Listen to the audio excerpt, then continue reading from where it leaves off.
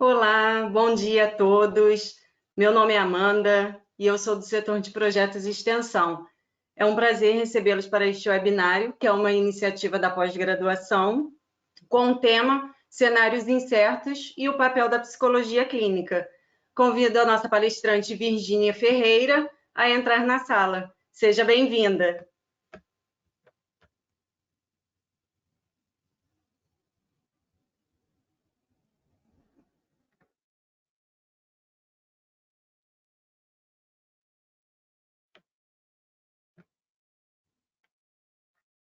Bom dia. Bom dia, professora. Seja bem-vinda. Bom dia, Amanda. Bom dia a todos. É um prazer, participar desse webinário.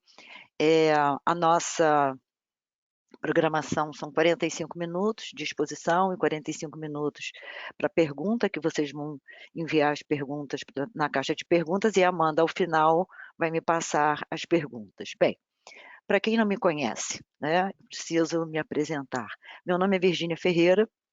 Eu sou psicóloga, psicanalista, especialista em psicologia clínica, especialista em filosofia na área de concentração ética, especialista em preceptoria pelo SUS, mestre em psicologia e doutoranda em educação. Sou professora da ex-FMP Fase, agora Unifase, porque somos Centro Universitário Arthur Saerp Neto, é um grande avanço para a gente, foi uma conquista nossa. E eu estou aqui hoje para discutir com vocês o seguinte tema: cenários incertos e o papel da psicologia clínica. A primeira questão, porque sempre que eu participo de palestras, webinários, lives, eu nunca tenho a pretensão de fazer das pessoas que estão assistindo meros depositários de um saber que eu suponho que eu tenho. A minha proposta é sempre trazer informações, conhecimentos, que nós possamos fazer desses conhecimentos, dessas informações, pontos de partida para reflexão, para que nós possamos refletir juntos. Então, se nós temos como tema cenários incertos e o papel da psicologia clínica, quando eu falo cenários incertos, eu pressuponho necessariamente cenários certos, cenários seguros. Porque se eu falo que há cenários incertos, eu pressuponho que nós tenhamos cenários seguros. A pergunta que eu faço logo de início é a seguinte: esses cenários certos, seguros, eles existem? Nós temos, você vislumbra, não é? Cada um de vocês vislumbra um cenário seguro, um cenário certo? Senhores, se vocês vislumbram, onde é que eles existem? Quando é que eles existem? Como eles existem? Cenários certos não passam de ficções, né, por nós criadas para tentar manter a saúde psíquica, para tentar manter a saúde física, a alegria e conduzir nossa rotina. Ou seja, um cenário seguro, ele é sempre objeto de construção da nossa fantasia, do nosso imaginário, porque na realidade ele não existe. Eu estou aqui falando com vocês agora. O que garante que eu vou conseguir permanecer com vocês até o final? Eu posso ter um mal súbito e ir a óbito. Então, nós não temos um cenário seguro, nós não temos, né? As ficções são criações do nosso imaginário. E não existe. O que existe são, aí sim, cenários menos incertos. O que vai variar é o grau de incerteza desses cenários. Então, nós vivemos em cenários incertos. Só que o que varia é o grau mesmo, o nível em que ele é incerto. Porque eu estou empregada, eu estou na Unifase. Nada me garante que eu vá permanecer lá. Eu espero só que eu permaneça, né? Eu só espero. Mas nada me garante que eu permaneça lá. Então, nada garantia que nós íamos continuar levando a nossa vida como era antes. Então, a pandemia veio e mostrou que há graus diferentes de cenários. Não é só a pandemia, as duas grandes guerras, as pestes, enfim, há situações, há acontecimentos que nos atropelam e que tornam esses cenários incertos mais incertos ainda. Bem, então, o que nós temos aí? Segundo meu entendimento, e isso é uma definição minha, eu entendo a realidade como uma trama de limites. É uma trama de limites. Eu gostaria muito de hoje ir almoçar numa churrascaria. Por mais que seja controverso, porque eu luto pela causa animal, eu sou carnívora. É horrível isso, mas eu assumo. Só que eu não posso ir para uma churrascaria hoje. Nós estamos na quarentena. Então eu digo assim: não, mas aqui em casa também, nós vamos fazer aqui uma pizza e fica muito gostoso. Não, o que eu queria era ir para a churrascaria. Então, é uma trama de limite. Nem sempre nós estamos dispostos mas nós temos que fazer. Nós nunca estamos dentro do ideal. Na realidade, nós estamos sempre trabalhando dentro do possível. Isso é muito bom que a gente tenha consciência. Nós nunca estamos numa situação ideal, nós estamos sempre trabalhando dentro do possível, mas não quer dizer que nós não possamos fazer o nosso melhor dentro do possível. Existir, viver é isso, é você fazer o seu melhor por você e pelo outro dentro do possível. Nós não vivemos sozinhos. Eu vivo pelo outro, o outro vive por mim. Eu preciso do outro para viver e o outro precisa de mim.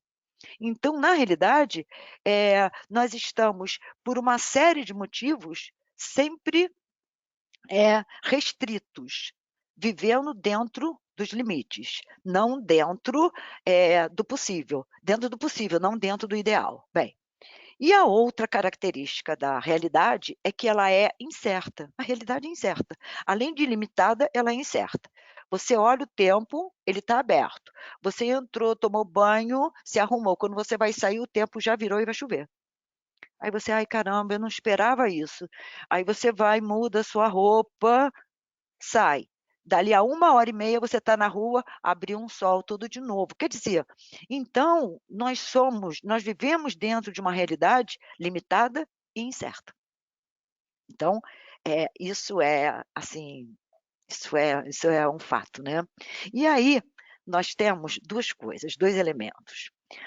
Porque quando nós falamos de limites, tem um psicanalista argentino, naturalizado francês, ele coordena, grupos de estudo na Sorbonne, chamado Juan David Naziot. Ele tem um livro chamado Os 7 Conceitos Cruciais da Psicanálise, editora Jorge Zahar, 1988. Ele diz o seguinte, aspas, os limites do desejo são bem mais estreitos do que os limites do corpo. Isso quer dizer que nós podemos desejar o que a gente quiser, mas conseguir realizar, aí é uma outra coisa. E raramente nós conseguimos realizar, né? Porque a partir do nosso desejo, nós podemos muita coisa, mas será que em atos nós podemos? Certamente não, existe aí uma defasagem. Não somos super-homens, não somos,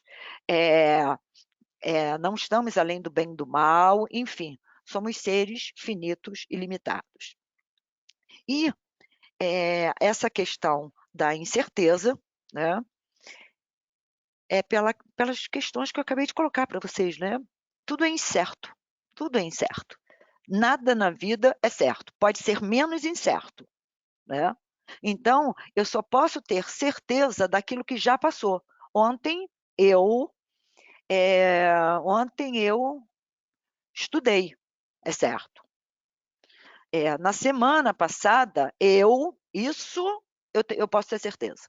Então, na vida, nós temos certeza de duas coisas: daquilo que nós já fizemos e da morte. Fora isso, todo e qualquer cenário é incerto. E eu digo que não, são pelos cenários incertos, segundo o meu entendimento, que a existência tem sentido, que a existência é bela, porque se nós tivéssemos certeza em todas as searas, em todas as esferas, em todas as perspectivas da vida, qual seria a graça da vida? A graça não é a incerteza, é você ter que lutar para que aquilo dê certo, para que aquilo aconteça. Então, na realidade, a incerteza, ela faz parte da vida. Agora, o grau de incerteza, aí sim, ele pode acarretar numa série de sofrimento psíquico, numa série de dificuldades que as pessoas possam apresentar. Porque nessa quarentena, nós estamos diante da incerteza da saúde física da gente, é a primeira. A morte está diante da gente, tem muita gente morrendo. Nós estamos diante de uma incerteza psíquica, psicológica, emocional, porque há pessoas que não estão bem. Nós estamos diante de uma incerteza financeira, como é que nós vamos ficar depois que essa pandemia passar e sairmos da quarentena. Então, há uma série de incertezas. Mas o que eu gostaria com esse webinário de hoje é que a incerteza não nos paralise, que a incerteza nos movimente. Nós não precisamos estar no social, estar na rua, para que nós tenhamos movimento. Nós podemos ter movimento, né, onde estamos, que é o que nós precisamos fazer. Bem, então, o que me garante que, seja esse que qualquer coisa? Nada. Nada me garante que eu vá terminar esse webinário, nada me garante que hoje à noite, nada me garante que amanhã, nada me garante que a minha internet não vai cair. Então, nós contamos, nós fantasiamos, né? Nós fazemos, ao acordar, ficções de como será o nosso dia. E essas ficções, elas fazem parte. Uma vez, eu cheguei para minha analista, lá na Lagoa, chamada Enaide Bezerra Barros. Falei assim para a Enaide, porque eu desfilei muitos anos pela Mocidade Independente de Padre Miguel, muitos anos. Eu não tenho time de futebol, eu não tenho um monte de coisas, mas, né, a Mocidade, para mim, aliás, eu tenho uma bandeira da Mocidade aqui atrás. Depois eu vou mostrar para vocês. Espera aí, assim, tá aqui, ó. Estão vendo? No canto, para cá, naquele canto ali, aquilo ali é uma bandeira da Mocidade. Bem, então, eu desfilei muitos anos. Aí um dia eu cheguei para análise, falei assim: "Nossa, Enaide, como as fantasias estão caras". Falei para ela, né, "Como as fantasias estão caras". Aí ela falou: Virgínia, você como boa psicanalista deve saber que fantasiar custa caro". Só que ela falou isso no sentido metafórico. Quando nós adoecemos psiquicamente, nós perdemos a capacidade de fantasiar. Isso é um elemento importantíssimo. Então, nós qual é a fronteira entre o real e a fantasia? Será que nós sabemos fazer, de fato, essa fronteira? O que é da ordem do real e o que é da ordem da fantasia? Eu sou, de fato, aquilo que eu penso que eu sou, ou uma parte é e a outra parte é fantasia? Se eu não acordar e acreditar que o meu dia vai fluir, que à noite, e aí depois eu vou dormir e vou acordar no outro dia, isso é uma ficção, isso é uma fantasia, mas que faz parte da vida. A realidade pura, ela é muito árida. Então, eu digo, né, isso é uma definição assim minha, né? O que é viver? Viver, na realidade, é fazer barganhas psíquicas, nós vamos barganhando psiquicamente para fazer o nosso melhor dentro dos limites frente às incertezas. Eu tive essa sacação ontem, quando eu estava pensando no que eu ia dizer hoje, né? Que viver é fazer barganhas? É. São essas barganhas, essas fantasias, essas ficções que nós fazemos, que nós acreditamos, e são essas barganhas que garantem a nossa rotina. São essas barganhas que garantem, de alguma forma, a nossa alegria, o nosso bem-estar. É muito interessante isso. Então, quanto mais saudável uma pessoa estiver psiquicamente, mais barganhas psíquicas ela consegue fazer. Não é alienar. Se alienar é uma coisa, fazer barganha psíquica é uma outra coisa. Barganha psíquica é eu estar feliz, porque daqui a pouco eu não vou para a churrascaria, mas eu vou sentar, vou comer, vou me divertir, vou conversar, as minhas meninas vão brincar, as minhas meninas, leiam-se, eu tenho 3 cadelas, Vida, que é uma pastora belga maravilhosa, Luna, que é uma pastora suíça maravilhosa, e Lotus, que é uma mesticinha maravilhosa. Então é uma festa, né, é sempre uma festa. Então, é a gente viver fazendo barganhas, né. Então são essas barganhas que nos garantem a nossa sobrevivência psíquica, a nossa sobrevivência. Então, quando nós falamos, de aqui nesse webinário, nós estamos remetidos a 2 campos. Quais são esses 2 campos? O campo psíquico, que está ligado ao emocional, e ao campo físico. Físico que eu digo é a realidade, né. Isso aqui é um laptop, isso aqui é um mouse, isso aqui é um celular, isso aqui é um óculos. Só que o Freud, ele vai dizer com muita propriedade que a realidade ela não é interna nem externa, a realidade é. Porque se eu não estiver interagindo com ela, ela não existe. Bem, então, hoje nós vivemos numa fase de exceção. Nós estamos num momento, de exceção. Exceção causada pelo coronavírus. E isso para a gente, né, é bastante complicado. Por quê? Porque, a doença Covid-19, queiramos ou não, aceitemos ou não, independe, ela nos coloca diante da nossa finitude. E isso é muito complicado, né. Por quê? Porque para você, eh, estar ter um pouco mais de chance de não ser contaminado pelo corona, é você fazer a quarentena. A quarentena é uma restrição da sua liberdade, só que é uma restrição da liberdade, né, de ir e vir. Agora, é interessante porque quando a gente fala em restrição da liberdade, eh, eu não sei se eu sou sartriana ou se eu sou kantiana, mas o Jean-Paul Sartre, que é um filósofo existencial, ateu, maravilhoso, ele tem assim, eu acho o sistema dele de pensamento fantástico. Ele diz o seguinte, né, que nós estamos fadados a ser livres. O homem está fadado a ser livre, ponto, ponto. E ele tem um outro conceito chamado náusea, que é o quê? Né? É a sua angústia diante dessa liberdade, porque ser livre envolve uma responsabilidade muito grande. Então, quando eu digo restrição da liberdade, se ele fosse vivo, ele ia falar assim: "Você está louca? Não existe isso", né. Até para que eu,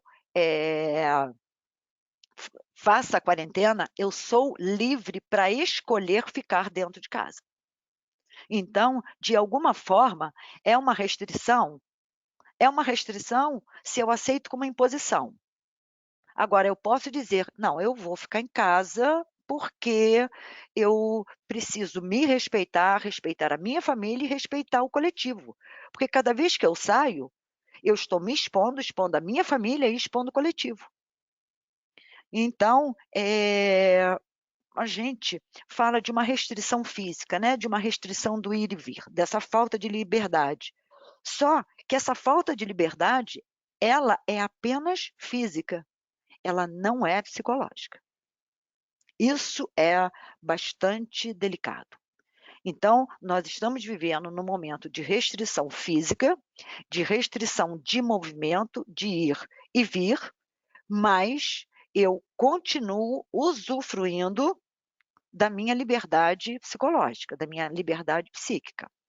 E aí, o que que acontece? Nós precisamos necessariamente estar muito saudáveis para poder darmos conta dessa liberdade psicológica frente a uma restrição física. Por quê? Porque o que acontece é bastante simples, não é difícil de entender. Nós vamos para a rua. Então você vai ao cinema, você vai à praia, você vai à faculdade, você vai trabalhar, você vai encontrar com amigos. O seu dia tem um monte de atividades na rua. Quando você volta para casa, você volta já cansado. E o que que você faz? Você toma um banho, come alguma coisa e vai dormir. Que aí o outro dia, o social, a vida social, o sair, ajuda muito a gente nessa barganha psíquica. Você ir para a rua é muito, é uma estratégia bastante eficaz em certos casos. Uma pessoa está triste, se ela fica dentro de casa, ela fica mais triste. Se ela estiver triste e ela for para a rua, é uma vitrine, é um cachorro que late, é um carro que buzina, é alguém que: "Oi, tudo bem?" E você: "Oi, tudo bem?".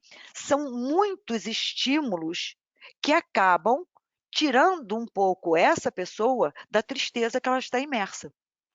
Então, quanto mais isolada, quanto mais a pessoa tem uma liberdade psicológica e uma restrição física, não é, de liberdade física. Se ela não estiver bem, certamente, todo sofrimento psíquico que estava, aspas, em stand-by, que estava ainda num nível tolerável, que ainda, as pessoas conseguiam contornar como? "Ah, eu não hoje eu não estou bem, porque eu trabalhei muito. Hoje eu não estou bem, porque, lá na igreja, no barracão de candomblé que eu frequento, no templo budista, seja lá onde for, aconteceu isso, no grupo de amigos, no partido político, no esporte". Nós tentamos muito, nós não nos damos conta que nós tentamos justificar, muitas vezes, o nosso sofrimento psíquico pelo social. Eu responsabilizo, né, sempre o social. Então, no que eu estou trabalhando, no que eu estou frequentando lá, a minha religião, a minha seita, no que eu estou discutindo, lá no meu partido político, eu pego e atribuo a essas atividades a responsabilidade pelo meu sofrimento. Só que esse sofrimento, ele fica um pouco, diluído em tudo isso. Então, o meu comportamento está mudando, eu estou adoecendo, só que como as minhas atividades são muitas, esse sofrimento é como se ele circulasse entre a neblina e a paisagem, né, ele circula. Então, horas você vê o sofrimento, horas você vê a paisagem. Por quê? Porque você foi para a rua, falou com um, falou com o outro, você tem que pensar em outras coisas. Ele chegaria, uma hora, a ser maior, mas levaria mais tempo. Hoje, o que é que nós temos? Hoje, com a quarentena, nós temos que esse sofrimento psíquico, você em contato com você, ele fica mais nítido, ele fica mais óbvio. Não há como você tentar ofuscá-lo. É muito difícil nós conseguirmos isso sem termos contato com o social. Então, ele começa a aparecer, ele começa a se avolumar. Gente, mudanças, elas já vêm acontecendo há muito tempo. Sofrimento psíquico, cada um tem o seu em graus diferentes. A questão é como nós lidamos com isso. Então, quando você, não é porque eu fiz 18 anos de análise, obviamente com 3 analistas diferentes, senão eu teria enlouquecido a minha analista, o que que você tem aí? E esses anos de análise não me tornaram imune ao sofrimento. Me ensinaram apenas a lidar melhor com determinadas situações e não entrar em outras, porque muitas vezes somos nós que buscamos o sofrimento. Na quarentena, qual é o outro problema que nós temos? O outro problema é que nós somos estranhos familiares a nós mesmos. Nós não nos conhecemos. Não pensem, não se iludam, nós não nos conhecemos. É bastante simples. Ora, se eu me conhecesse, eu sonharia e entenderia os meus sonhos. Eu não me decepcionaria comigo, eu não me surpreenderia comigo. Só que eu não me conheço. Eu sou uma estranha a mim mesma. Tem uma psicanalista chamada Júlia Kristeva, que ela fala muito bem sobre isso, fala com muita propriedade sobre isso. Então, eu tenho que entrar em contato comigo. Só que eu não me conheço. E aí complica absolutamente tudo. Então, é a quarentena. A quarentena é a situação. Mas se nós estivéssemos bem com a gente mesmo, a quarentena, a restrição, teria um efeito muito menor sobre a gente. Nós saberíamos o que fazer dos nossos dias. A questão toda é que nós nos desconhecemos. Platão tem um livro chamado A República. Eu sugiro que, se puderem, leiam o livro 7 da República, é um capítulo chamado Alegoria da Caverna, ou O Mito da Caverna, onde Platão vai dizer que há pessoas que estão dentro da caverna e elas tomam as sombras pelos objetos. Elas tomam as sombras delas por elas. Gente, a sombra é uma coisa, a pessoa é outra. E isso aqui é um objeto, é uma coisa.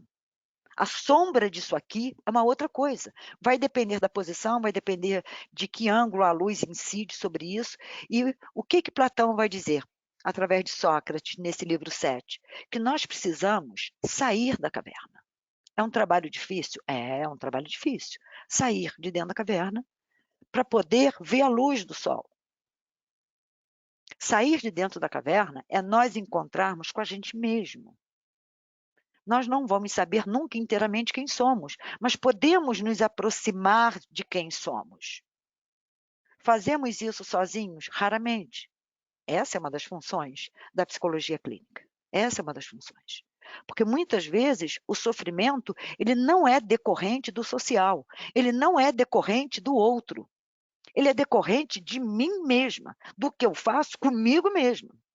Nietzsche, um filósofo alemão, abram aspas, ele tem uma frase que eu acho brilhante, onde ele diz o seguinte: o homem é o único animal que se machuca nas jaulas, nas grades da jaula que ele mesmo criou. Então, o homem é o único animal que se machuca nas grades da jaula que ele mesmo criou. Ou seja, o que Nietzsche quer dizer com isso? Nietzsche quer dizer com isso que a minha vida é de minha responsabilidade. Se eu sofro, a responsabilidade é minha. O que eu estou fazendo? Muitas vezes eu não sei o que eu estou fazendo, porque eu estou fazendo sem saber o que estou fazendo. Isso faz parte do sintoma, né? O sintoma é que faz muito isso. Faz com que nós façamos coisas que nós não temos noção daquilo que fazemos. Então, nós temos essa questão, não é? A quarentena nos coloca diante de nós mesmos e diante dos nossos sintomas. É como se pegasse, é como se houvesse, é como se houvesse mais ou menos o seguinte, né? Nós temos aqui o social. Isso aqui são os sintomas. No que o social desce, os sintomas aparecem. Então, os sintomas que aparecem, o sofrimento psíquico que aparece, ele não é decorrente da quarentena. Ele é intensificado, esses sintomas são intensificados pela quarentena, mas eles já existiam. Houve uma pesquisa no passado, feita, eu acho que foi uma pesquisa multicêntrica que envolveu vários países, é isso que é uma pesquisa multicêntrica, em que falava da saúde psíquica das pessoas no mundo.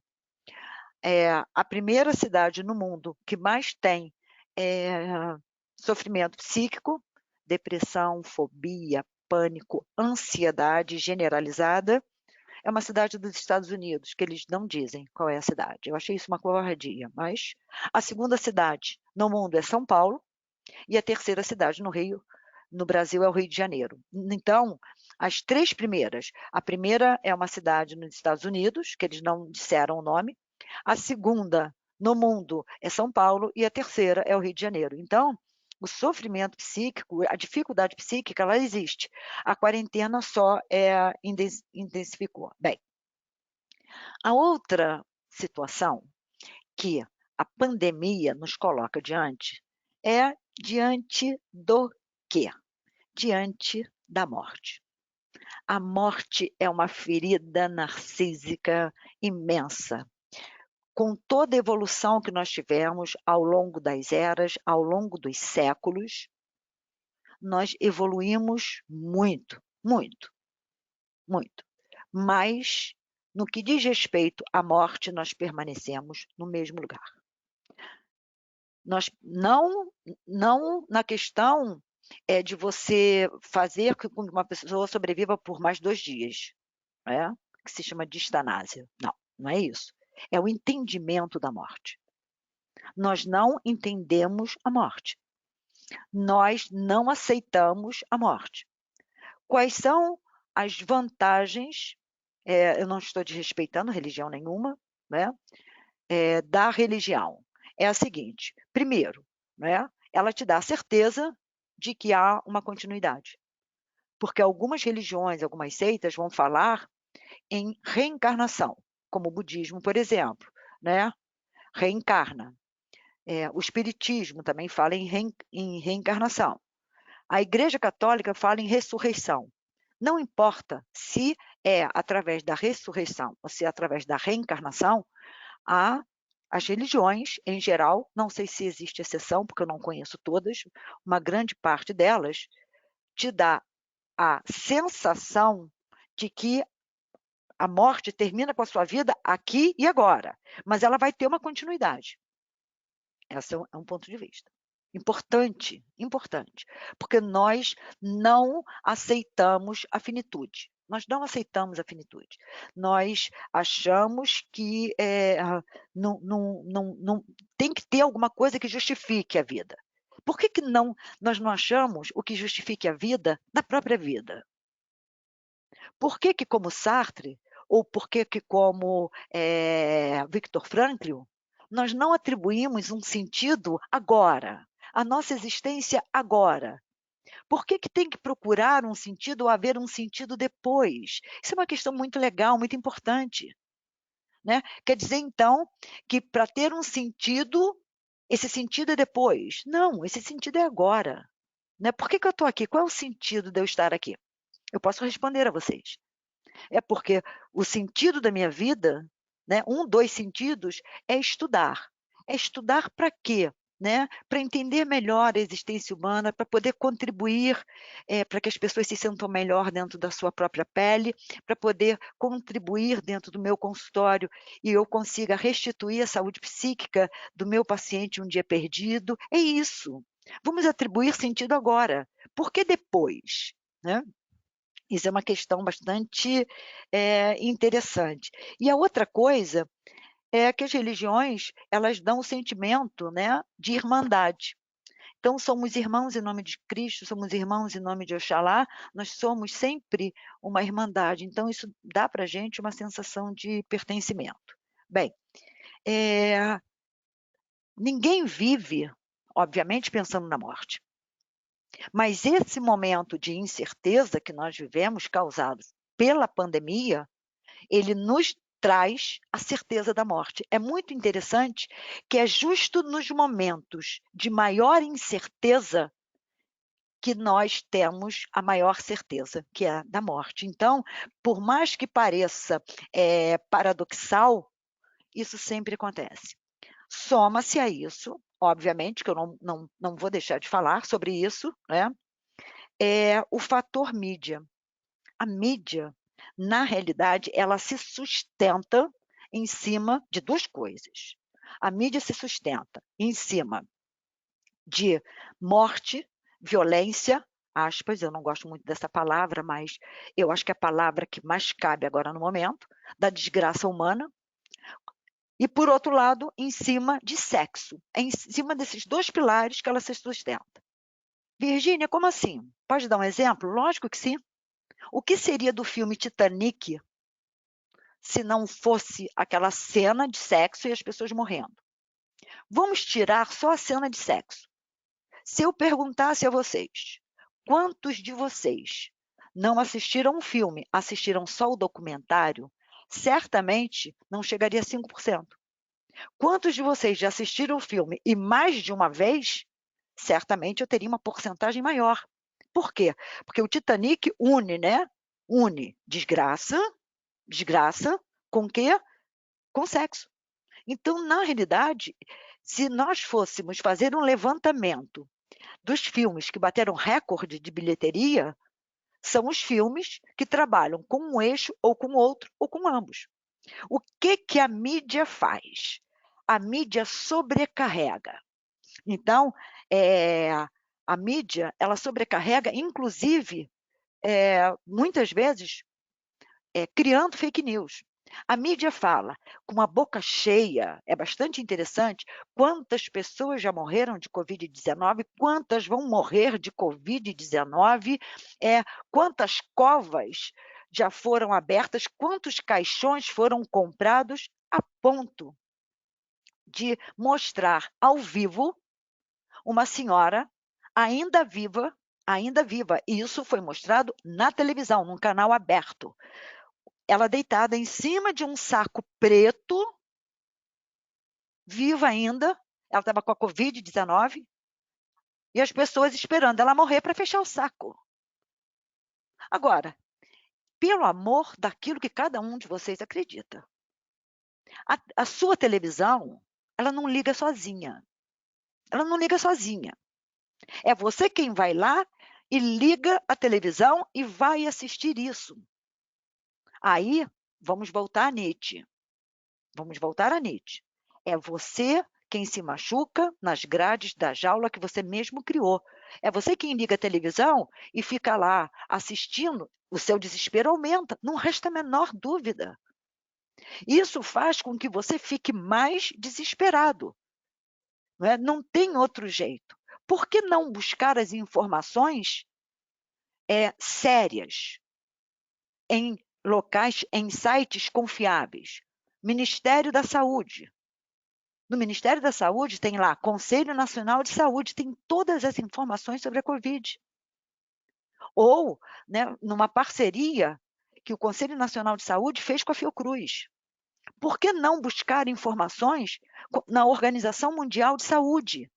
Hoje nós temos uma nova coordenadora de saúde mental, eu acho que é esse o nome dela, Débora Kestel. Eu acho que é assim que se pronuncia, Débora Kestel. E ela está sempre atualizando os dados, falando e colocando os dados em todos os lugares do mundo. Então, se você quer saber dados sobre o Brasil, ela tem. Mas por que nós ficamos procurando fake news? Por que nós ficamos procurando dados que não correspondem à realidade, que só vão aumentar mais o nosso desespero? Se eu estou em sofrimento psíquico, esses dados só vão aumentar mais o meu sintoma. E quanto mais o meu sintoma aumenta, mais o meu campo existencial diminui. É proporcional. Quanto menos sintomática eu estou, mais o meu campo existencial aumenta. Quanto mais sintomática eu estou, mais ele diminui. Então, quanto mais sintomática eu estou, mais eu procuro me alimentar de desgraça, de sofrimento. Porque o sofrimento do outro alimenta o meu sofrimento. E aí, gente, é que a psicologia clínica ela entra. Vamos pedir ajuda. Um tratamento psicológico, seja ele psicoterápico, seja ele psicanalítico, é lógico, né? Eu sou psicanalista, então eu vou falar de um tratamento psicanalítico, mas o tratamento psicológico, qualquer tratamento psicológico, seja ele cognitivo-comportamental, humanista existencial, seja a logoterapia, seja a psicologia analítica do Jung, seja uma psicanálise freudiana, né, que a psicanálise é sempre freudiana, isso é um pleonasmo, nós precisamos de ajuda. Nós precisamos sair sair dessa jaula que nós mesmos criamos. Porque percebam, senhores, percebam. Nietzsche, quando ele vai falar do super-homem, ele diz que o homem é uma corda tensionada, olha que lindo, é uma corda tensionada entre a animalidade e o super-homem. O super-homem é aquele que se autodetermina. Isso é extremamente importante. Então, né, nós estamos sempre tensionados. Por quê? Porque a animalidade que eu tenho dentro de mim, ela não morreu, não, porque eu me tornei humana. Mas eu preciso me autodeterminar. E como é que eu me autodetermino? Eu sabendo o que eu quero, eu me construindo, eu sabendo quem eu sou. Então, eu não posso, Virgínia, viver dentro de uma jaula que eu mesma criei e que eu estou me machucando o tempo inteiro. Então, um tratamento, o que ele vai te propiciar? Ele vai te propiciar, de alguma forma, um encontro com você mesmo. Você tomou um banho, se arrumou, chegou diante do espelho. Não é o espelho quem diz assim, Virgínia, essa blusa está boa para você fazer o webinário. Olha, ou não está boa. Eu olho e digo, não, essa roupa tá boa. É pelo espelho refletir a minha imagem é que eu sei como é que eu estou. O que é um tratamento? Um tratamento é um lugar no tempo e no espaço onde alguém vai refletir a sua imagem interna. Então, a partir do momento que alguém reflete a sua imagem interna, você tem condições de se reorganizar psiquicamente. Então, é como se você fosse um quebra-cabeça, nem com peças a mais, nem com peças a menos, com peças fora do lugar. Naquele cenário ali, bastante específico, o que você vai fazer? Procurar as peças que estão fora do lugar e colocá-las no seu devido lugar. No que você vai encontrando as peças que estão fora do lugar e encontrando o lugar delas, você vai formando uma paisagem que antes não tinha. Essa paisagem é você. É essa a função. Então, eu não estou querendo dizer, senhores, com isso, já finalizando a minha fala, até porque, né, já são 10h42, então eu tenho mais ou menos 45 minutos, 50. O que eu gostaria que vocês entendessem, eu não estou fazendo apologia à quarentena, não é isso. Eu só estou dizendo que ela pode ser uma oportunidade. Uma oportunidade de eu fazer aquilo que eu me queixo sempre que eu não tenho tempo para fazer, uma oportunidade de eu entrar em contato comigo mesmo, enfim, só para vocês terem uma ideia, das cadelas que eu tenho, a que é mais apegada a mim mesmo, que você quer saber onde eu estou, procura onde ela está, é Luna. Mas vida, ela é muito engraçada. À noite, de manhã, é só comigo. Hoje de manhã, nós fizemos uma farra, né? Nós duas fizemos uma farra muito grande, e eu, inclusive, mandei uma foto para o Shalom Somoji, eu acho que é assim que se pronuncia o nome dele, é um grande amigo, ele tem um canil, foi onde eu comprei vida, mas eu não falei que era da farra que nós fazemos todo dia de manhã na cama. Aí eu olhei para ela assim e falei assim, ai, quando a quarentena acabar, será que eu vou conseguir ter tempo para continuar nessa farra de manhã com ela, que é muito boa, que eu gosto muito. Então, o que eu termino dizendo a vocês? Eu termino dizendo a vocês que o que falta na gente são duas coisas. É ter coragem para nos conhecermos e aprendermos a dar sentido à nossa existência, ao nosso momento. Quando nós conseguimos, temos a capacidade de atribuir sentido àquilo que fazemos, àquilo que somos, a cada momento da vida da gente, tenham certeza, o sofrimento psíquico, ele passa distante, não que ele não nos atravesse, mas nós nos sentimos sempre mais forte para encará-lo. Então, o sofrimento psíquico existe? Existe. mas o estrago que ele vai fazer depende muito mais de como você está do que necessariamente da proporção com que ele se apresenta. Então, eu finalizo agora a minha pequena exposição. Não posso desejar por vocês, obviamente, mas esperando que, né, eu tenha colaborado de alguma forma para que tudo que eu falei possa não ser tomado como verdade, não, em absoluto, mas que possa ser ponto de partida para as reflexões de vocês nessa quarentena. Um beijo a todos e agora eu vou ficar aguardando as perguntas, tá bom? Obrigada. Professora Virgínia, obrigada por essa palestra, foi maravilhosa. E temos algumas perguntas aqui. Vou passar aqui para você a primeira pergunta. Não são essas incertezas que nos causam essa ansiedade que parece estar atingindo a toda a sociedade? Foi logo no início, né, quando você estava falando sobre as incertezas, que nada é certo, né? E veio essa pergunta. Isso. Primeiro, eu gostaria de fazer uma diferenciação entre ansiedade e angústia, porque muitas vezes as pessoas confundem ansiedade com angústia. Angústia é uma energia psíquica em estado de livre flutuação.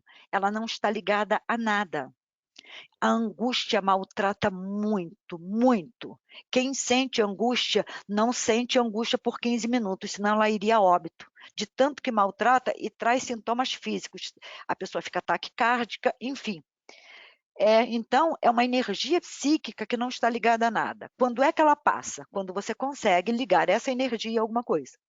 A ansiedade, ela está sempre ligada ao futuro. Seja esse futuro daqui a meia hora, seja esse futuro daqui a 1 hora, a 1 ano. As incertezas no mundo pós-moderno são muitas, né? Nós vivemos, por quê? Porque as mudanças são muitas. Então, nós vivemos num mundo de incertezas. Há determinadas eras em que as incertezas são maiores. Na Idade Média, por exemplo, ou medieval, o que você tinha? Todo aquele que acreditasse em Deus e que seguisse os dogmas da Igreja Católica, eles estavam certos de que teriam a salvação. Então, como a Idade Média foi tomada pelo monoteísmo universalista cristão, foi uma era que, segundo o meu entendimento, as incertezas eram menores, né? Conforme o transcorrer do tempo, o que nós temos? As incertezas, elas aumentam. E agora, né, na era em que nós vivemos, nessa era, como cada um quiser chamar, eu chamo de modernidade líquida, porque eu sou baumaniana, né? E frente a essa pandemia, é óbvio, eu não tenho certeza se eu estou com vírus. Eu não tenho certeza se eu sair amanhã para ir à padaria, se a pessoa com quem eu vou encontrar vai ter o vírus. Teve uma situação que me chamou muita atenção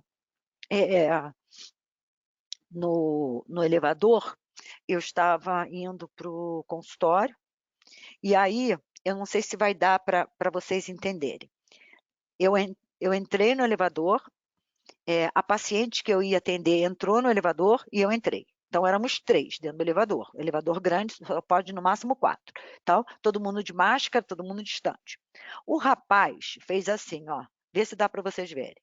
Ele botou a mão por dentro da blusa, como eu estou fazendo aqui, e apertou o 8º andar. Aí olhou para mim e falou assim, qual é o andar da senhora? Eu falei, 8º, obrigado, que ele tinha apertado.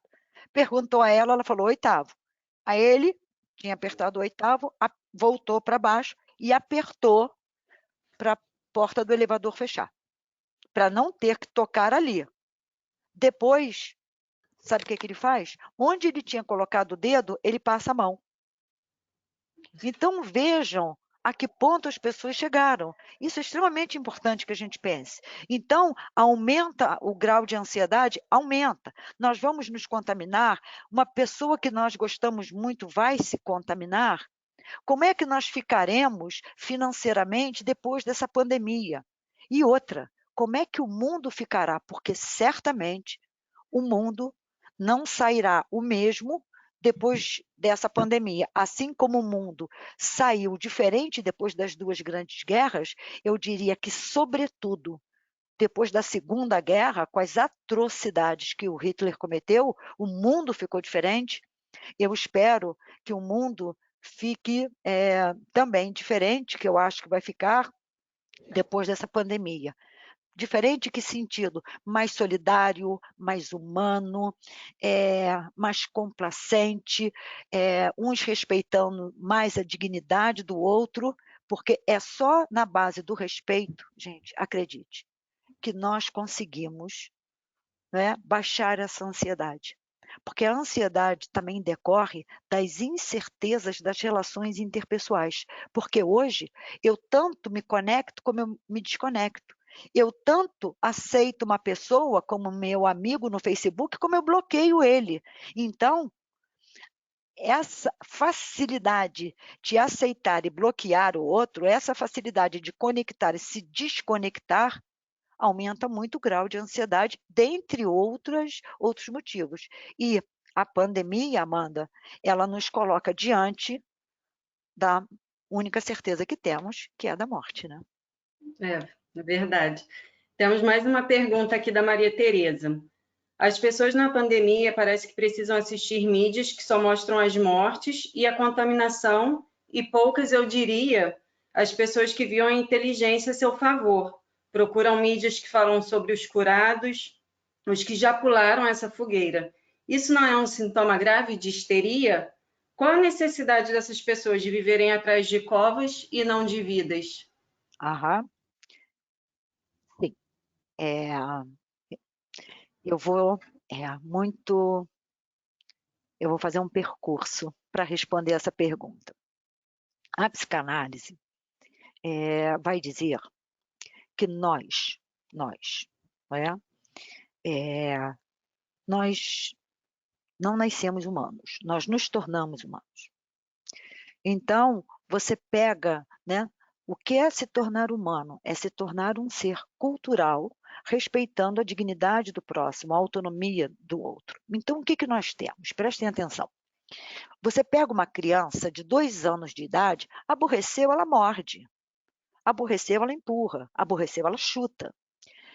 Nós temos em nós um quantum de egoísmo e agressividade. Que esse egoísmo e essa agressividade, a educação que nós recebemos dos nossos pais na escola, ela vai tendo um freio, ela vai diminuindo, ela vai dando lugar a uma coisa chamada princípio da realidade. Então, quando seu filho, né, vem um bilhete da escola, que ele mordeu 3 coleguinhas, você chama e diz assim: olha, você não pode morder o seu coleguinha. Você não pode empurrar o seu coleguinha. Você não pode pular daí, porque senão você vai cair. Você não pode mais fazer xixi na calça. Então, ninguém nasce humano. Nós nos tornamos humanos. Porque se não houver a educação, não há humanidade. É só você pegar uma criança, é simples. Então, só que esse quantum de agressividade e de egoísmo, ele permanece na gente, que é o que eu falei, que Nietzsche vai dizer dessa animalidade, dessa tensão, dessa corda entre a animalidade e o super-homem, que é você se autodeterminar. Por quê? Porque ainda resta um pouco dessa animalidade na gente. Por isso é que esses filmes, como eu falei, eles dão ibope. Eu diria que o cinema é o lugar no tempo e no espaço que a sua agressividade, o seu egoísmo pode aparecer. Por quê? Porque ali você pode vibrar, mata, né, mas tem que dar muito na cara dele. Você chega a babar, né? Você está vibrando. Está acontecendo lá na tela. Está acontecendo lá na tela, não está acontecendo com você. Então, é o lugar no tempo e no espaço em que essas manifestações, que na psicanálise nós chamamos de restos não civilizáveis, podem se manifestar. Aí você sai do cinema, né?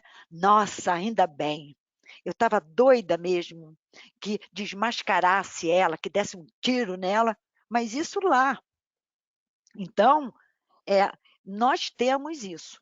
Nós temos isso. É nosso. É nosso. Nós temos isso. Isso eu também posso te exemplificar de uma outra maneira. Imagina que nós estamos todos indo passar um final de semana em Búzios. Não estivéssemos na quarentena e estivéssemos indo para Búzios. Eu adoro Búzios. Ai, que vontade. Mas tudo bem. Nós estamos indo para Búzios, num ônibus. E aí o trânsito ficou lento, tem um acidente. No que tem um acidente, por que o trânsito fica lento? Não é porque fica em uma pista, é porque os carros passam devagar e todo mundo fica olhando. Por que eu olho? Aí tem pessoas lá machucadas, pessoas gemendo de dor. Uma cena e todo mundo olha, né? E se não tiver um guarda ali apitando e mandando passar, as pessoas ficam paradas olhando. Então, em primeiro lugar, existe uma parte de nós que faz o quê? Que se alimenta disso. Isso é uma coisa.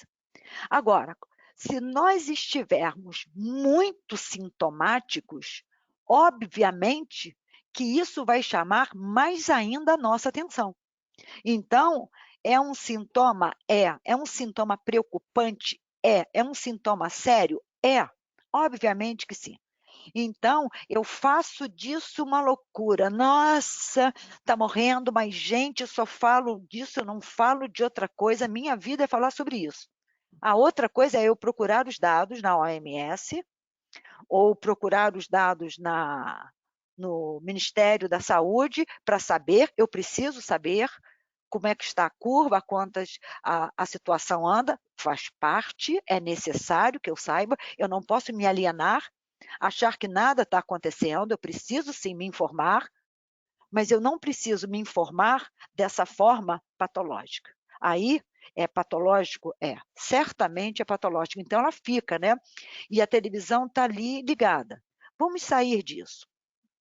Quando a Lady Di morreu, gente, durante dias, as emissoras que ficaram ligadas no acidente dela, no velório dela, enfim, os ibopes foram altíssimos. Aí a pessoa fica lá, vendo aquele túnel, olhando para o túnel, olhando para o carro e olhando aquilo. Isso quer dizer alguma coisa. Então, obviamente, que nós temos esses restos não civilizáveis, que muitas vezes a gente torce mesmo, é uma coisa assim bastante, é o que eu digo, né? Nem tudo que é cientificamente possível é eticamente correto. Muitas vezes nós ferimos a dignidade do outro quando tem a notícia assim. Por exemplo, em troca de tiro com a polícia, sei lá, né? O traficante foi morto. Aí você diz assim, bem feito. Não, não, não, não. Ele, né, nós precisamos respeitar a dignidade da pessoa humana. Ele precisa ser punido. Ele precisa ser punido. Nós não podemos dizer bem feito, menos um. Bandido bom é bandido morto. Mas, quantas vezes nós pensamos isso? Né? Então, isso existe? Existe. É patológico? Eu sugiro às pessoas que, ao invés de ficar vendo essas coisas, gente, tem tanta coisa divertida na televisão. Uma vez, eu estava na sala dos professores e eu estava lendo uma revista em quadrinho, que eu gosto. Nossa, Virgínia, você lendo revista em quadrinho? E por papai, por que não? Por que eu não posso ler uma revista em quadrinho? Por que eu tenho que estar sempre lendo filosofia, psicanálise, sociologia, mitologia? Né? Como assim? Como assim? Como assim eu uso Havaiana? Como assim eu almoço? Como assim eu faço xixi? Né? Então as pessoas dizem assim, nossa, como assim, professora Virgínia? Eu sou humana como todo mundo. Eu erro, eu acerto. Então, na realidade, eu acho que a gente deveria procurar atividades mais leves, atividades mais light, para que possa fazer com que o nosso aparato psíquico respire, né? Você dá espaço a ele para ele respirar, entende? Com certeza. Temos mais uma pergunta aqui da Fernanda. Como psicanalista pode atuar nesse link de falsas informações, abre parênteses, crise de mídia, fecha parênteses, na saúde psíquica do ser humano? Uhum. Como a psicanálise pode agir? Bem, eu tenho 57 anos, muito bem vividos, eu adoro a vida. 57 anos, faço a clínica desde os 21, né? Desde os 21 eu faço a clínica. E sempre fui psicanalista. E aí, o que que eu vejo? Não é quanto... Fernanda é o nome dela, não é? Isso. Não é, Fernanda, quanto às fake news que são produzidas pela mídia. Como é que nós podemos ajudar o nosso paciente? Nós podemos ajudar o nosso paciente quando ele começa a se reorganizar, começa a entrar em contato com ele e ele começa a selecionar os ambientes que ele vai frequentar, o que ele vai ler, como é que ele vai procurar essas informações, porque, na realidade, nós sabemos como fazer, nós sabemos. A questão toda é que, muitas vezes, eu falo nós porque é óbvio que eu me incluo em tudo isso, eu não estou acima de ninguém. Quantas vezes você recebe uma notícia e você dispara? Aí o outro te diz assim, Virgínia, é fake news. Você fala, caramba, desculpa, eu não verifiquei antes. Aí agora, porque a notícia me impactou tanto, que eu vou e passo para o outro, porque aí tem uma forma de golpe. O que que eu faço? Procuro passar para as pessoas que eu gosto, para que elas não caiam naquele tipo de golpe. Ó, é fake news. Todo mundo sabe que eu luto pela causa animal, né? A causa animal é uma das minhas causas, né? Pelas quais eu luto. É uma das causas que dá sentido à minha vida. E aí eu recebi uma mensagem que dizia que uma dálmata teve 9 filhotes, não lembro quantos filhotes, ela morreu. E estavam procurando quem quisesse os filhotes, porque os filhotes não tinham como mamar, que a mãe tinha morrido. Eu entrei em pânico. Depois eu descobri que isso era fake news. E, inclusive, a fake news, ela tem esse poder, né, de mexer com a gente. Quando eu descobri que era fake news, eu falei, ai, que bom. Porque sendo fake news, não há esses cachorros que estão sem a mãe. Então, como é que a psicanálise age? A psicanálise não age na fake news. A psicanálise vai agir na sua postura frente ao mundo que te cerca. Não importa se é a mídia televisiva, se é a mídia virtual, se é uma pessoa, se é um pássaro cantando. O que que a psicanálise vai fazer, né? A psicanálise, tem um psicanalista já falecido, que eu gostava muito, admirava muito, chamado Horus Vital Brasil.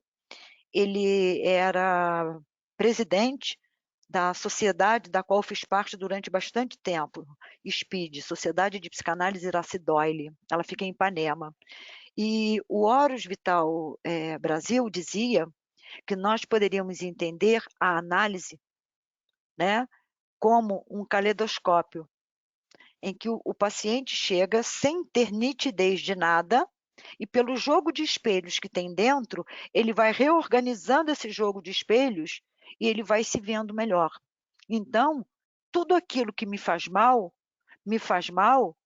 pela forma com que eu me posiciono diante dos fatos. Então, uma fake news me faz mal dependendo da forma com que eu me posiciono. Eu caí nessa fake news, nunca mais. Agora, sempre que eu recebo alguma coisa de cachorro, eu vou procurar se é verdade. E, às vezes, eu passo para a pessoa, olha, isso é fake news, não se preocupa. Então, na realidade, nós não temos, Fernanda, como agir na fake news. Nós temos que agir, sim, na forma com que a pessoa se relaciona com o mundo, com a forma com que ela age sobre o mundo que a cerca, tá? Dessa maneira. Temos mais uma pergunta aqui, da Ana Aham. Maria. Ela elogiou a sua palestra e a pergunta é a seguinte: gostaria de saber como você vê o papel da psicologia clínica no que está sendo chamado de novo normal, que ocorrerá no nosso retorno da quarentena. É, é. Eu penso que são questões é aquilo que eu falei, né? Depois da Primeira Guerra, depois das duas grandes guerras, depois das pestes, o mundo sempre sai diferente. Sempre sai diferente. E aí, eu gosto muito de relacionar a teoria do Darwin da evolução das espécies, né? O Darwin fala: os organismos mais fortes são aqueles que sobreviverão. Então, quando Darwin fala, os organismos mais fortes são aqueles que sobreviverão, nós podemos entender isso com muita tranquilidade da seguinte forma, que é o que ele diz: todos aqueles que tiverem maior capacidade de adaptação são aqueles que sobreviverão. Então, nós precisamos ter a capacidade de adaptação. E muitas vezes, aí vamos lá, o que a psicologia clínica nos ajuda? Nos ajuda a flexibilizar, nos ajuda a ser mais flexíveis, porque a intolerância religiosa, a intolerância política, a intolerância no futebol é essa incapacidade de aceitar o diferente. Então, eu nem aceito, nem me adapto. É bastante interessante.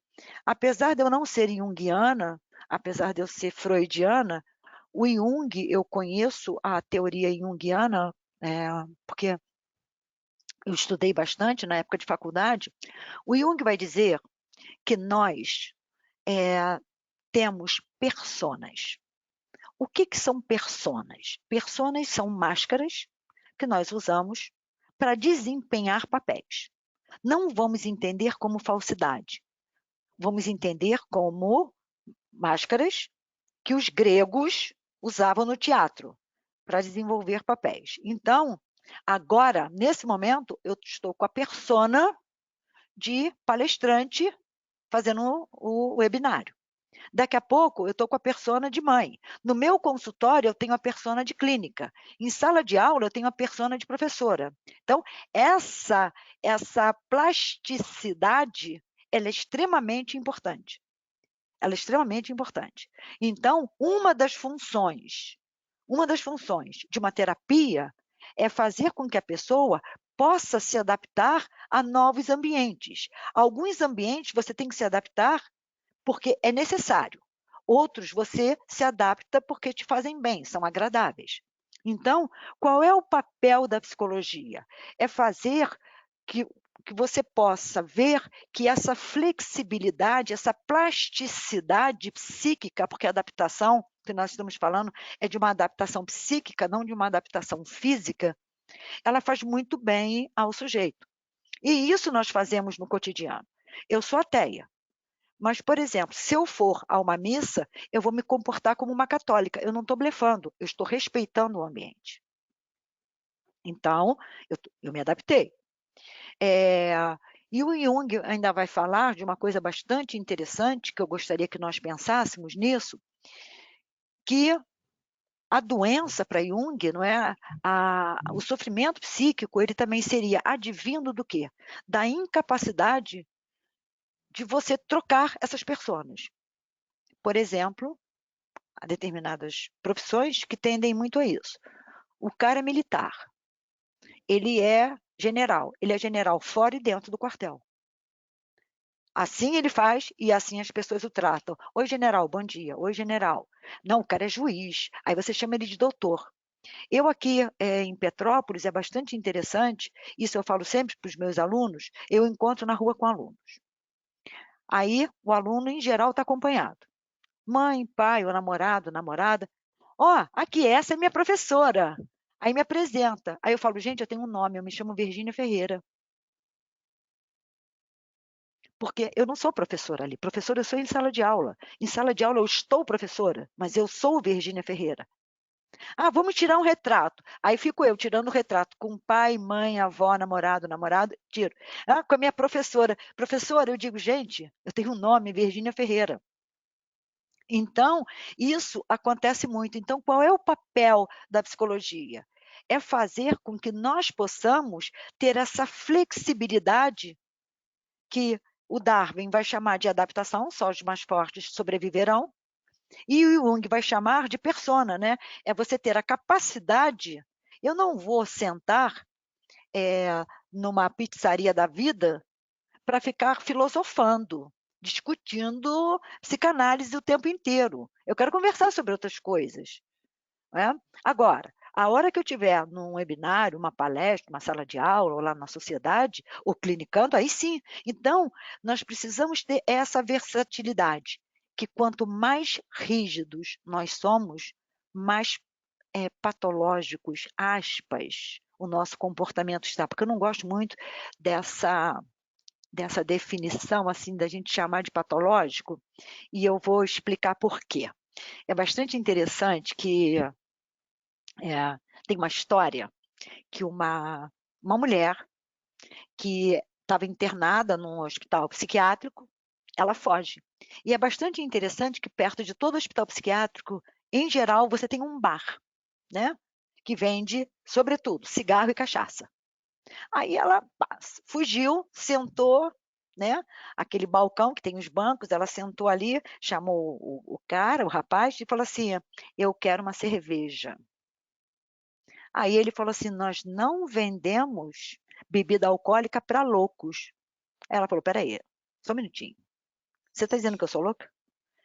Quem trabalha o mês inteiro para ganhar um salário mínimo e se sustentar é você. E eu sou sustentada pelo Estado. Se você quer ir embora, você vai no ônibus apertado. Eu faço um surto, vou numa ambulância deitada. Se você quer ir ao banheiro, você pede licença, vai procurar um banheiro, se tiver fila, você espera. Eu faço aonde eu estou, e louca sou eu, e aí ela vai questionando, né? Então, na realidade, eu acho assim, isso muito interessante, eu acho isso assim, muito, muito legal. Ah, nós temos várias perguntas. Vou para a próxima. Tá. O que você acha sobre o atendimento online? Muda a abordagem? O estabelecimento de vínculo? Muitas pessoas tendem a resistir, principalmente aquelas que nunca fizeram algum tipo de terapia. Uhum. Eu vou falar sobre a minha experiência, porque eu não estou autorizada a falar sobre a experiência, né, de outras pessoas. No que nós entramos nessa quarentena, eu tive muita dificuldade, tanto em dar aulas online, porque eu não fazia aulas online, como eu tive dificuldade de fazer atendimentos online. E é bastante interessante, Amanda, observar que o que aconteceu? Hoje, eu me sinto muito mais à vontade dando aula online do que eu pensei que eu poderia conseguir. As minhas meninas entram, aí todo mundo fala: ah, que lindo, ah, professora, cadê a outra? Aí eu mostro, continuamos a aula. Aí daqui a pouco a gata de uma aluna entra e fala: ah, deixa eu ver. Situa para mim ela aí na câmera, que eu quero ver. Então, na realidade, deu muito certo. Eu acho que nós estamos cumprindo o conteúdo com tranquilidade. A aula é como está sendo agora, né? Onde há interação, só que aí os alunos interagem comigo. E o atendimento eu não estava fazendo. Só que eu precisei fazer, por quê? Eu precisei fazer o atendimento online porque tem pacientes que não puderam continuar indo ao consultório, porque tinham comorbidades, enfim. E aí eu comecei fazendo o atendimento online. É óbvio que para quem fazia presencial, passar para um online, ela tem um pouco de dificuldade, não resta a menor dúvida. Eu acho que, inclusive, essa pergunta, qual é o nome da pessoa? Desculpa, eu esqueci. Quem perguntou foi Priscila. Priscila. Então, Isso. Priscila, a experiência que eu tenho é que quando a pessoa começa fazendo presencial e passa para online, ela tem um pouco mais de dificuldade. Agora, os atendimentos online estão acontecendo assim naturalmente. As primeiras sessões, elas foram um pouco mais assim delicadas, né? Parece que as pessoas estavam com uma certa cerimônia, mas depois elas aconteceram normalmente. E quanto a novos pacientes, eu não posso responder, porque eu não recebi novos pacientes para atender de forma online. Então, aí eu não tenho como te responder, eu só tenho como te responder dos pacientes que já estavam e que eu fiz online e que deu super certo, está dando super certo. Temos uma pergunta do Luiz Henrique. Como você aconselharia alguém que quer ajudar alguém, mas essa pessoa reluta a receber ajuda? Como, por exemplo, falar que alguém deve procurar ajuda psicológica e ela diz que não funciona ou não quer. Aí o Luiz Henrique me apertou sem me abraçar. Por quê? Porque eu digo que o tratamento ele só funciona quando a pessoa de alguma forma aceita. Se ela não aceitar, não tem jeito, não tem jeito. Né? É muito difícil. E o que eu percebo no meu cotidiano é que quanto mais doente a pessoa está, menos ela aceita. Isso é uma coisa assim bastante delicada no que diz respeito à saúde mental.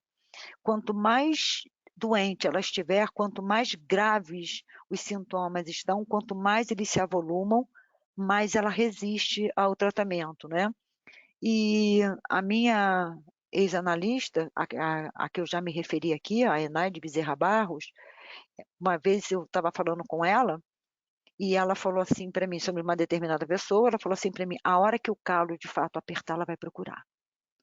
Só que, em relação àquele caso específico, tudo bem, mas quantas pessoas estão já entrando num estágio depressivo leve, você vê que ela está caminhando para o moderado, e ela não procura ajuda. E a outra coisa também que eu gostaria de ressaltar aqui é que há um preconceito muito grande com tratamentos psicológicos e psiquiátricos.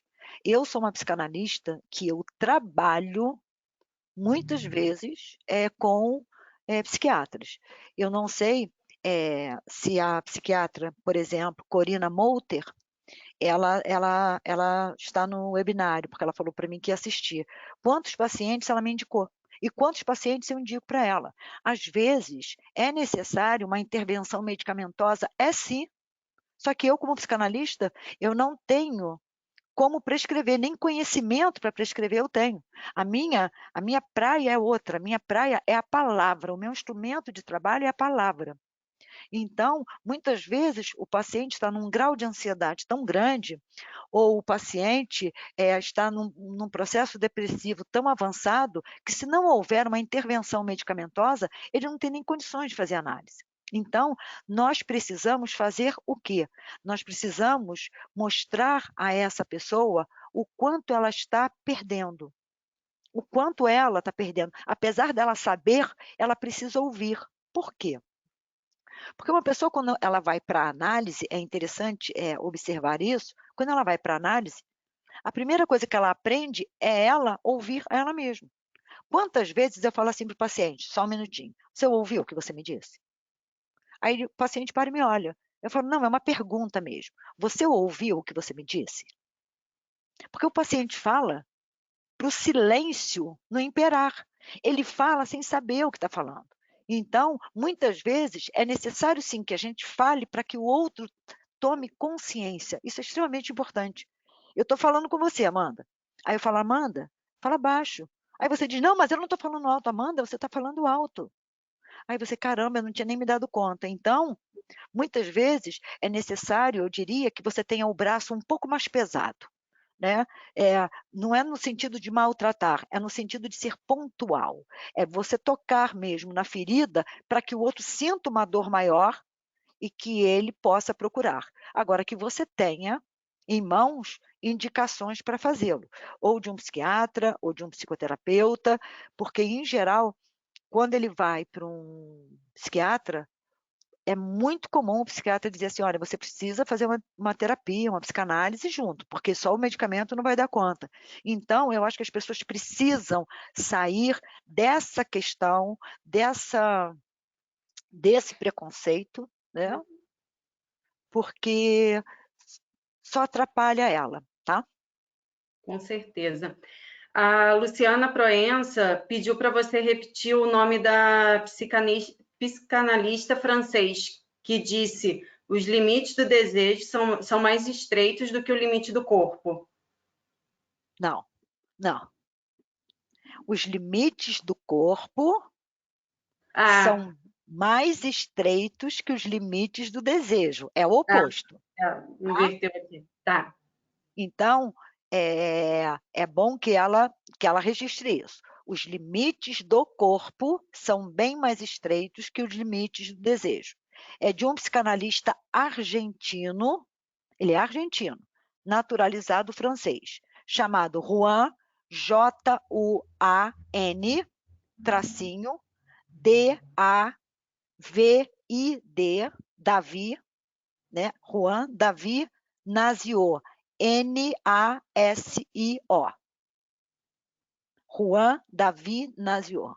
Ele é argentino, ele não é francês, ele é naturalizado francês. Ok. A Ana também fez uma pergunta. Pode-se dizer que a quarentena está sendo um momento de instabilidade emocional, por mais que as pessoas já tivessem essa instabilidade emocional, mas mascarada pelo contrato social? Sim, com certeza. Foi aquilo que eu falei, né?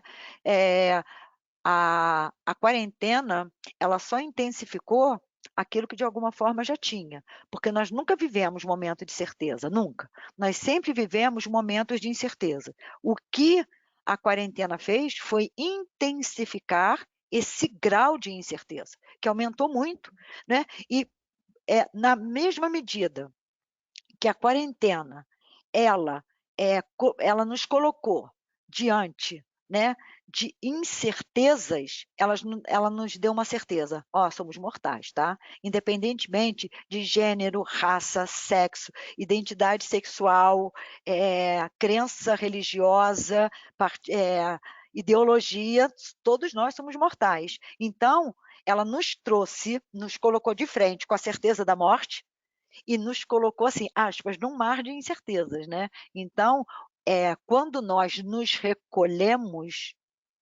essas incertezas, elas aumentam, certamente, até porque nós temos tempo para isso. Nós temos tempo psíquico para isso, né? Então, o sofrimento aumenta. Uhum. A Ana Angélica perguntou: Virgínia, como especialista, será mesmo que a humanidade pode entender o momento de pandemia para uma mudança significativa em questão de comportamento? Será? É uma pergunta. Eu acredito, alguns dizem que eu sou muito otimista, né? Eu não me acho otimista, eu me acho realista, mas aceito o otimista. Eu penso que algumas pessoas vão sim sair disso diferente. O mundo não será mais o mesmo, mas eu não posso dizer que todos sairão diferentes, todos sairão mais humanos. Não, eu não posso dizer isso, mas eu posso dizer que muita gente sairá diferente. Então, se uma quantidade significativa sair diferente, nós já temos aí um grande avanço, né?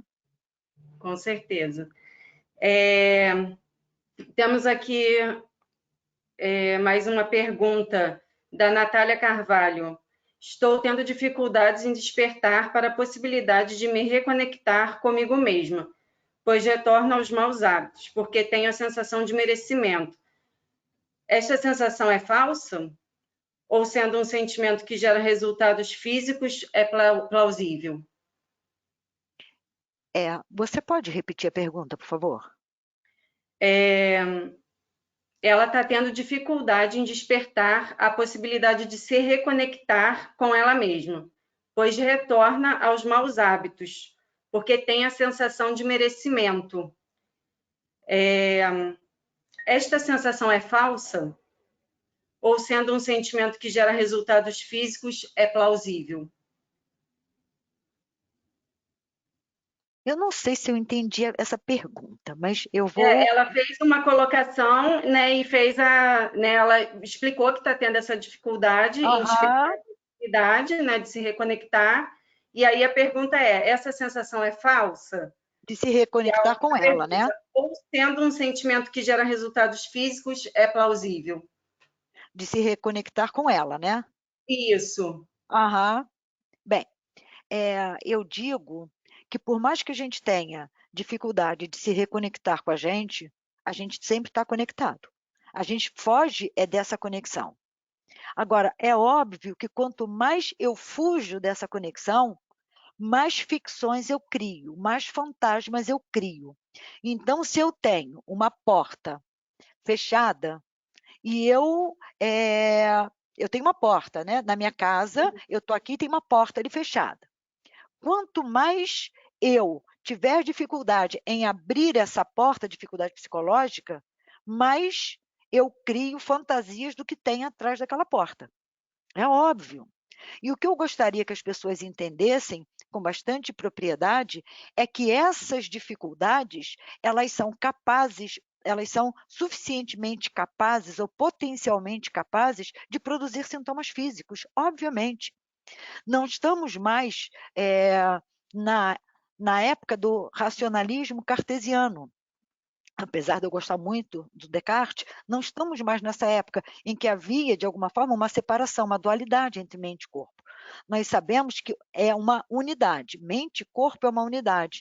Então, o corpo interfere diretamente nos processos psíquicos e os processos psíquicos interferem diretamente no corpo. Então, se eu tenho dificuldade em me reconectar comigo, já não é reconectar, porque nós estamos conectados com a gente. Eu queria que ela entendesse que nós fugimos dessa conexão. Nós fugimos por quê que nós fugimos dessa conexão? Pelas fantasias que nós fazemos sobre aquilo que nós achamos que nós somos. É exatamente isso, entendeu? Então, o que ela precisa? Ela precisa ceder, cede, né? E começa a sair da caverna, né? Porque ela está reconectada com ela não está desconectada, né? Ela está fugindo dessa conexão. Então, as fantasias sobre o que ela aumentam, né? Ah, eu sou difícil, eu sou chata, eu não dou certo, quando na realidade isso é uma forma de se burlar. Isso é uma Entendi. forma de fazer por onde não dá certo. A Maria Eduarda também fez uma colocação que amou a sua fala e falou que no início do Obrigada. isolamento social ela mesma se torturava com os noticiários, mas agora ela reflete e sabe que deve se privar desse sofrimento Aham, apresentado pelas mídias, né? E aham, agradecer pela conversa incrível. aham, O Gustavo colocou também, muito se falou a respeito da internet estar ajudando as relações interpessoais contemporâneas durante a pandemia. Nessa perspectiva, é possível estabelecer um paradoxo. É possível estabelecer um paradoxo, visto que a internet é um dos grandes veículos utilizados que contribuem para o individualismo, a perda de humanidade por parte da sociedade e a liquidez das relações odianas. Vamos aí esclarecer algumas coisas para o Gustavo, né? As relações não se tornam mais ou menos humanas em função delas serem mediadas pelo computador, né? A humanidade reside ou não nas pessoas que estão se comunicando. Isso é uma coisa, né? Eu não me torno mais ou menos humana porque eu estou conversando com vocês pela via webinário. Não, em absoluto. E eu acho que, inclusive, né, muitas vezes une muito mais.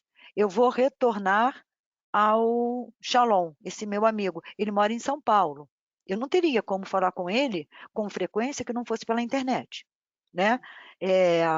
Então, o que nós temos? A internet, ela, ela nos facilita. O que é danoso, o que é maléfico, não é a internet, é o uso que se faz da internet. Então, você vai ao supermercado e compra uma faca, que você vai fazer um churrasco, você compra uma faca.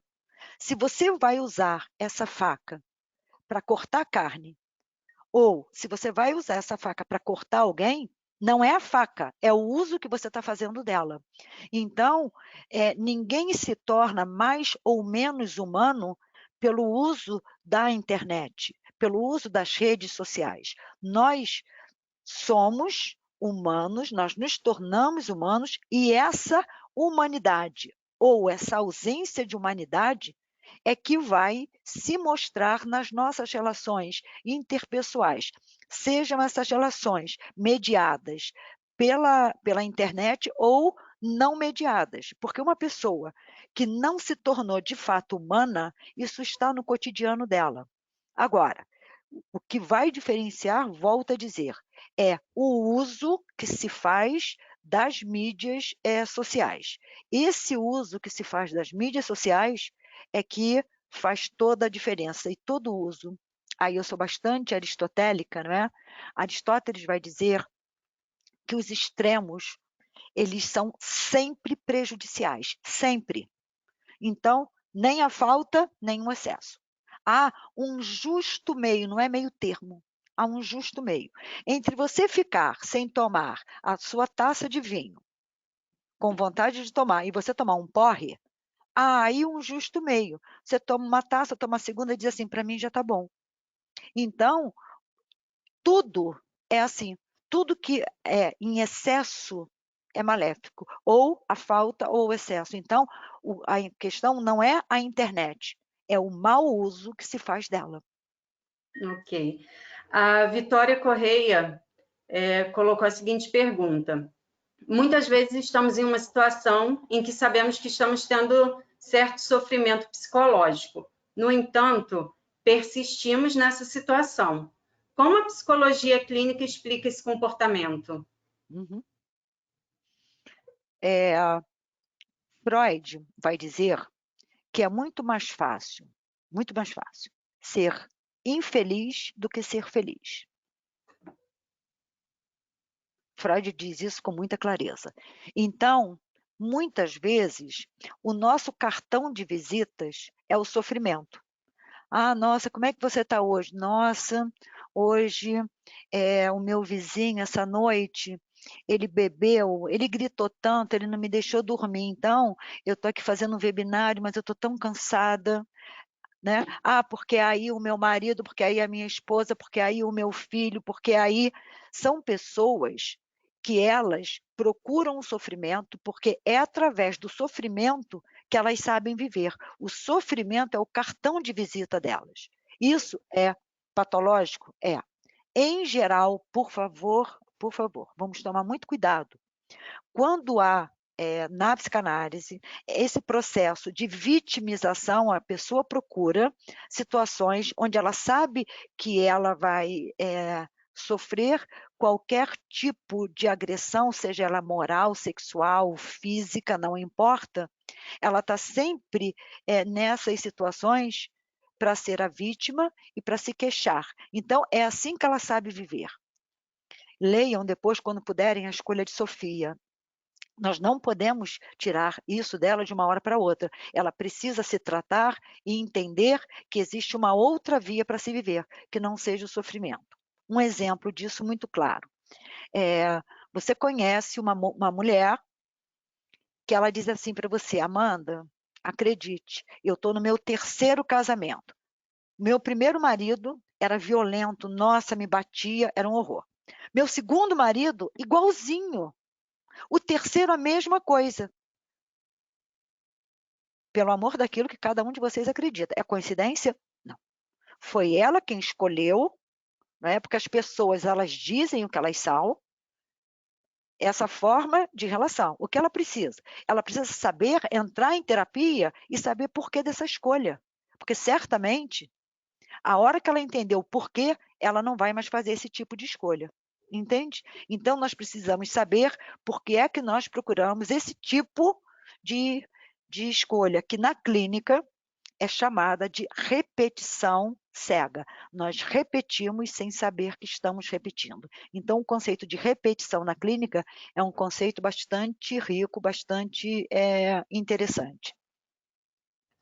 Temos mais uma pergunta aqui uma não, né? Temos várias, da Ana Guimarães. Você acha que não é um pouco otimista achar que a sociedade vai realmente mudar seu modo de vida, sendo mais solidários e com pensamentos comunitários, enquanto ainda vemos muitos traços fortes de egoísmo durante esse período de pandemia? Claro, eu também acredito que muitas pessoas já mudaram seus conceitos, mas ainda vejo muito egoísmo presente numa grande parcela da sociedade. É isso mesmo. Nem todos vão mudar, é aquilo que eu falei. Eu acredito que algumas pessoas irão mudar, outras não. Na filosofia, existe uma expressão chamada situação limite. Situação limite é sempre uma situação extrema e que é situação limite dependendo de como a pessoa viva, experiencie essa situação. Então, a filosofia diz que se a gente viver uma situação como situação limite mesmo, e a gente sobreviver a essa situação, a gente sai diferente dela. Para muita gente, qual é o nome? Foi a Ana Guimarães. Ana, eu queria que você entendesse que, por exemplo, aqui perto da minha casa, esses dias eu falei isso na minha turma. Todos os dias tem música alta, forró, pessoas cantando e dançando. Essas pessoas não vão mudar. Essas pessoas não estão vivendo, né? Não estão entendendo o que seja, né, essa pandemia. Elas não estão entendendo. É forró, mas é forró alto mesmo. Tem fogos, elas cantam, né, elas gritam quase todos os dias. Eu posso dizer que final de semana, então, isso é quinta, sexta, sábado e domingo. Eu não posso esperar que essas pessoas mudem. Mas foi aquilo que eu falei. Se uma parte mudar, nós já estamos com meio caminho andado. Uma vez falaram assim para a Madre Teresa de Calcutá: Madre, a senhora não acha que o que a senhora faz é uma gota no oceano? Aí a resposta dela foi: é uma gota no oceano, mas sem essa gota o oceano seria menor. Então, é exatamente assim que eu penso, né? Nem todos vão mudar, mas aqueles que mudarem já vai fazer uma grande diferença. Com certeza. A Ana Cristina agradeceu por dividir seus conhecimentos e experiências nesse momento em que estamos vivendo. Uhum. A Jennifer colocou que quer ser sua amiga e perguntou se não tem como fazer um café filosófico ou mandar um e-mail, qualquer coisa. Você é incrível. Obrigada. A Elisete fez uma colocação: a pandemia trouxe para nós a obrigatoriedade de pensar na transitoriedade. Aham, na transitoriedade, tudo é transitório, tudo é passageiro. É, Safo, uma poetisa grega que nasceu na ilha de Lesbos, ela falava o seguinte, aspas, palavras dela não são minhas, se, né, se a mortalidade, se a morte fosse um bem, os deuses não seriam imortais. Então, os deuses são imortais, mas tudo mais, né, é mortal. Eu sou mortal, cada um de nós é mortal, então tudo é transitório. Aí o Freud, num texto chamado Sobre a Transitoriedade, ele diz, né, não deixamos de admirar a beleza de uma flor porque sabemos que em breve ela vai murchar. E eu acho que a vida é isso. Né? Nós não vamos deixar de admirar a beleza da vida, de tentar fazer a vida cada vez mais bonita, porque um dia ela vai acabar. Né? Então, tudo é passageiro, tudo é transitório, mas não é por isso que nós devemos deixar de aproveitar. A Priscila está perguntando qual o nome do outro site, algum profissional fora a OMS, que possa me informar sobre Covid-19? O Ministério da Saúde. O site do Ministério da Saúde fez uma parceria importante com a Fiocruz, sobretudo com o CNS, Conselho Nacional de Saúde, que está dentro do site do Ministério da Saúde, que ali você encontra muitas informações que são produto de levantamentos feitos, de pesquisas feitas, de médicos infectologistas coordenando pesquisas. Então, além da OMS, nós temos o Ministério da Saúde e lá dentro, além de todos os dados que ela tem no Ministério da Saúde, ainda tem o Conselho Nacional de Saúde, que te dá esses dados sempre atualizados. Ok. Deixa eu ver aqui a próxima, só um momento. Está bem.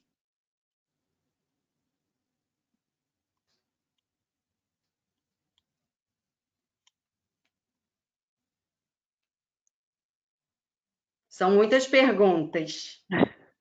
E elogios também. Tem muitos elogios aqui. Obrigada. E não tem nenhuma crítica, não? Ninguém falou assim, nossa, não gostei, essa professora não... Não, Não, porque se tiver, nenhuma. pode falar, que eu aceito. Na boa. Não, só elogios mesmo. Deixa.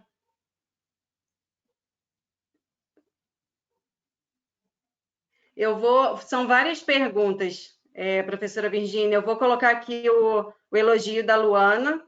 Professora Virgínia, foi um privilégio ter essa palestra com você. Faço psicologia e gosto muito da abordagem psicanálise. Você é uma fonte de inspiração. Obrigada. Obrigada. Agora eu vou passar a palavra novamente para você, porque já passamos do tempo, né? Quero te agradecer mais uma vez por essa palestra, agradecer a pós-graduação, a equipe de comunicação e marketing pela parceria. Muito obrigada, tá? E a palavra está com você. Muito obrigada. Não, eu é que agradeço, porque eu gosto desses momentos, eu digo que eu sou igual arroz de festa, né? Eu estou sempre, eu me meto, eu faço questão, se me convidar já está aceito, eu tendo tempo, eu gostaria de agradecer a todos os participantes que tiveram, né, com a gente nessa hora e meia, enfim, quase 2 horas. Muito bom, eu acho que isso é extremamente importante. E eu gostaria de finalizar com 2 coisas, né? A primeira é parabenizando a FMP Fase, que se tornou Centro Universitário Unifase, né? Centro Universitário Arthur Saerp Neto. Então, eu faço parte dessa escola, dessa casa, vai fazer 20 anos em agosto, eu tenho muito orgulho de fazer parte dessa instituição. E queria falar mais 2 outras coisas, rapidamente. A primeira é um minuto só. Esse meu amigo, Shalom Somoj, ele me passou um zap hoje de manhã que eu gostaria de ler para vocês. Ele é pequeno, né? Depois de tudo, ficaram 3 coisas. A certeza de que estamos sempre a começar, vamos iniciar um novo período depois dessa quarentena. A certeza de que é preciso continuar, é o que nós estamos fazendo. A certeza de que podemos ser interrompidos antes de terminar. Por isso devemos fazer da interrupção um novo caminho, da queda um passo de dança, do medo uma escada, do sonho uma ponte, da procura um encontro. Fernando Pessoa, foi ele que me mandou hoje de manhã, muito obrigado, né? E agora, finalizando, eu queria colocar para vocês, que eu não sei se vocês vão conseguir ouvir, eu queria colocar como vídeo. Aí a Fernanda falou, não dá, não tem problema, mas da forma que der, eu vou colocar para vocês. Não vou colocar todo, é só um pedaço.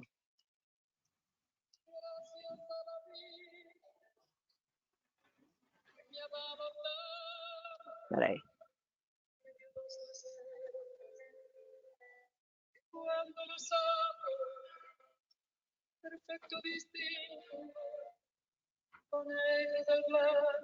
É só um pedacinho. Vocês estão ouvindo? Está ouvindo, Amanda? Sim, estou ouvindo.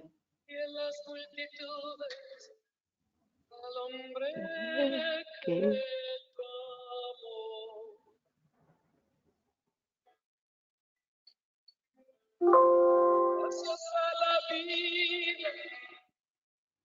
Me ha dado el sonido y el abecedario con las palabras que pienso y declaro, madre, amigo, hermano, luz alumbrando la ruta del alma que estoy amando.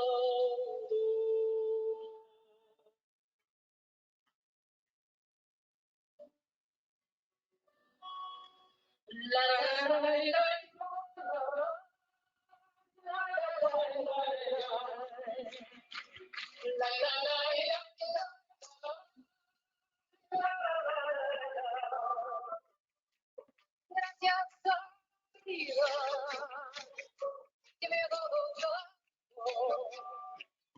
Bem, me despeço de vocês com essa linda música, Graças à Vida, né, que me ha dado tanto. Quer dizer, graças à vida que me deu tanto. E chegaram para me fazer festa. Meu Deus. Essa é a minha vida. Gente, beijos. Beijos, que tenham todos um excelente fim de semana e que a gente pense nisso, né? Vamos agradecer a vida que nos dá muito, basta que nós saibamos aproveitar. Obrigada a todos e um grande beijo. Obrigada, professor. Um beijo. Beijo a todos.